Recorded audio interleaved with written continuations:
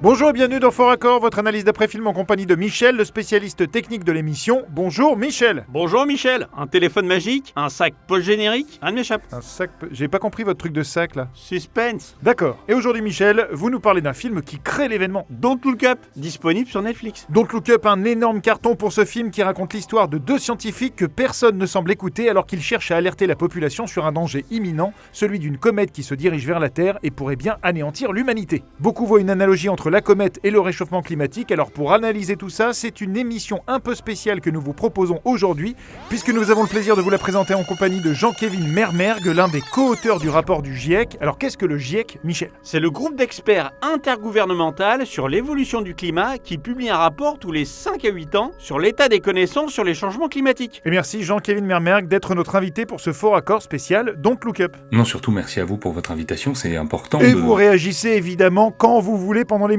Et c'est parti Michel. Oui, avec cette scène dans laquelle Jennifer Lawrence est... C'est quoi ce truc ? main nue. Alors que sur le plan suivant... Oh bordel. On la découvre avec des mitaines. Ah oui, c'est bien vu ça. Et dire que je l'ai raté alors que j'ai passé le film à scruter les Forts Accords. Et si j'attends un peu... Elle n'a plus ses mitaines. C'est génial. Jean-Kévin Mermergue, pour vous, c'est crédible cette découverte de comète ? Je pourrais pas vous dire, je suis pas astronome, mais par rapport à l'analogie avec le réchauffement climatique, ce qui est Oui, intéressant... dont on reparlera tout à l'heure parce que c'est quand même important et que nous sommes tous concernés. Alors Michel, vous m'avez vendu du rêve tout à l'heure avec un problème de numéro de téléphone. Dites-moi ce que c'est maintenant. D'abord, laissez-moi vous présenter ce monsieur malvoyant. Qui est un agent du FBI de mémoire. Également champion de gymnastique. FBI ! Bah, pourquoi vous dites ça ? Vous n'avez rien vu ? Vous non plus, Jean-Kévin ? Non, j'ai rien vu de particulier. Je vous la repasse. Il est sur le côté droit du chemin, et je vous le dis, il n'y a qu'un gymnaste pour passer en une fraction de seconde.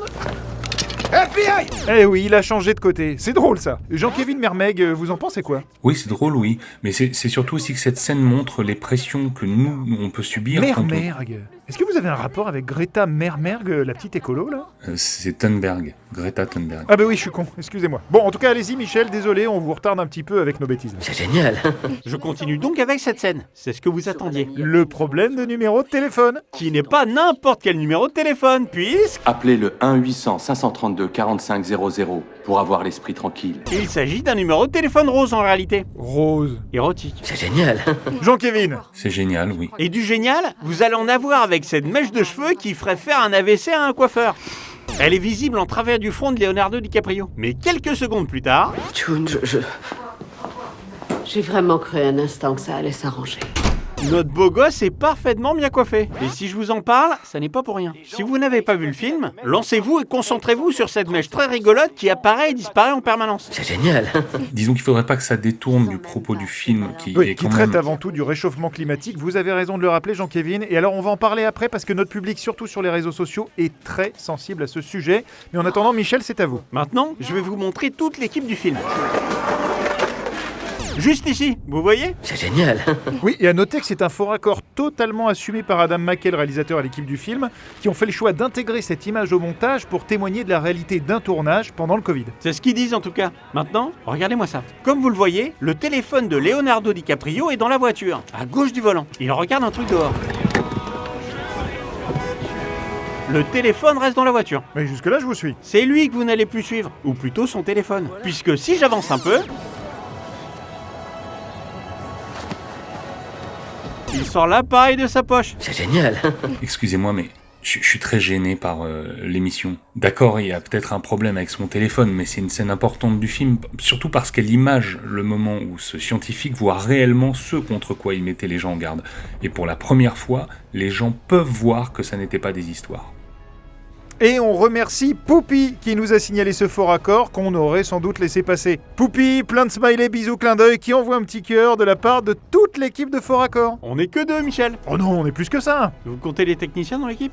Non, vous avez raison, on est que deux. Mais à partir de deux, c'est une équipe, Michel. Une super équipe, capable de repérer... que plusieurs drones viennent d'exploser au décollage, dont les drones 8 et 27. Pourtant, si j'avance un peu... Ok. Bon, 8 et le 27 sont HS en raison d'une panne de la commande latérale. On nous apprend que les drones 8 et 27 viennent d'exploser sur la comète. Ah oui, la grosse boulette. C'est génial. Et en parlant de grosses boulettes, Michel, je termine avec une boulette qui se situe après la fin du film. Oui, c'est vrai, on le rappelle que Don't Look Up a une séquence post-générique. Tellement courte qu'on se demande comment ils ont pu laisser passer ça. Dans le générique, on aperçoit clairement le sac de Jonah Hill flotter dans l'espace. Pourtant, si j'avance à cette fameuse scène,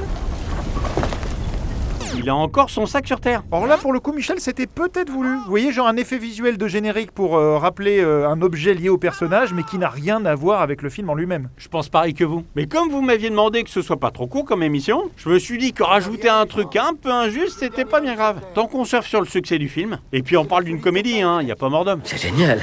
En tout cas, merci Michel. Voilà, c'est la fin de cette émission. Et merci Jean-Kévin Mermec d'avoir été notre invité. On rappelle que le rapport du GRIEC est accessible sur Internet et qu'une très bonne synthèse ainsi qu'une analyse plus optimiste de ce rapport est disponible sur le site des carburants Cotal. D'ailleurs, toute inscription à leur newsletter avant la fin du mois vous permet de recevoir gratuitement une carte de France de toutes les stations essence et 20% de réduction sur l'achat de 2 paires de pneus 4 saisons. Et si vous avez peur de vous faire peur avec cette histoire de réchauffement climatique, pas de panique, don't look up et on se retrouve la semaine prochaine pour un nouveau Fort Accord. Et j'aurai du lourd, du très très lourd. Eh bien merci beaucoup Jean-Kévin, c'était très sympa et très intéressant. Écoutez, je suis désolé, mais je comprends pas. Enfin, vous parlez d'un film qui essaye de mettre en garde sur ce qui arrive. Au final, vous montrez quelques petites erreurs, mais vous défendez pas du tout ce que ça raconte.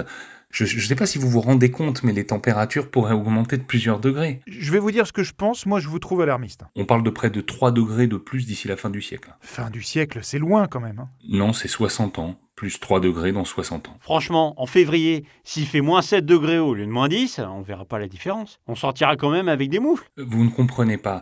Ça va entraîner une perte de productivité agricole, donc des pénuries, une inflation. On manquera d'eau, il y aura des tempêtes tellement fortes qu'elles pourront déplacer des tonnes de sable à travers plusieurs continents. Moins de terres cultivables, des sécheresses, des inondations, des famines, l'émergence de nouvelles maladies. Comme pour la comète dans le film, je crois que vous vous rendez pas compte de ce qu'on va tous finir par voir quand ce sera trop tard.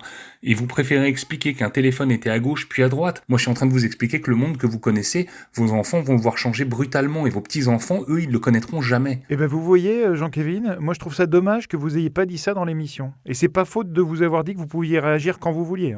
D'ailleurs, je revérifierai là, le truc du téléphone, je me demande si c'est pas le figurant qui change de place.